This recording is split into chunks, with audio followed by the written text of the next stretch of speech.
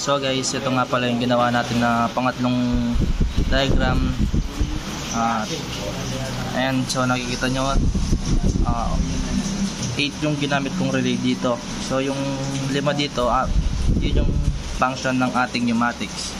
So itong tatlo, ito ay additional lamang po ito para sa magkakat ng mga airflow dito sa ating O4 at sa O5 tsaka dito sa R1. Itong tatlong yan, sila yung magkakat dito sa ating airflow para tuloy-tuloy ang ating tuloy-tuloy ang pag-andar at hindi magsabay-sabay ang flow ng air sa ating mga cylinder para hindi magkaberya.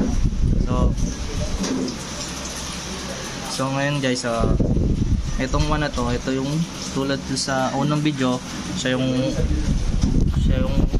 gaganyan at O2 ganyan, tapos ay O3 ganyan, tapos igopin niya, tapos angat O4, tapos babalik niya O2. So yung O1 magkakat doon sa relay, nung relay ikakat niya yung O1 para bumalik siyang ganyan.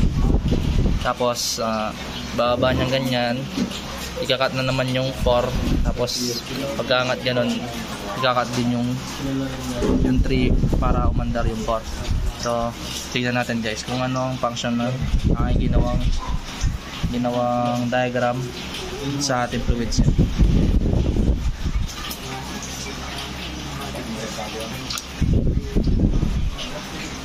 So ayan guys,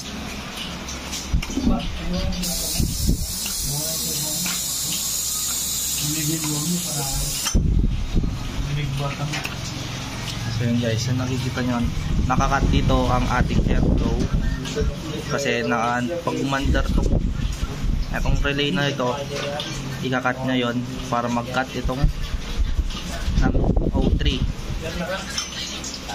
So yun lang guys, maraming salamat.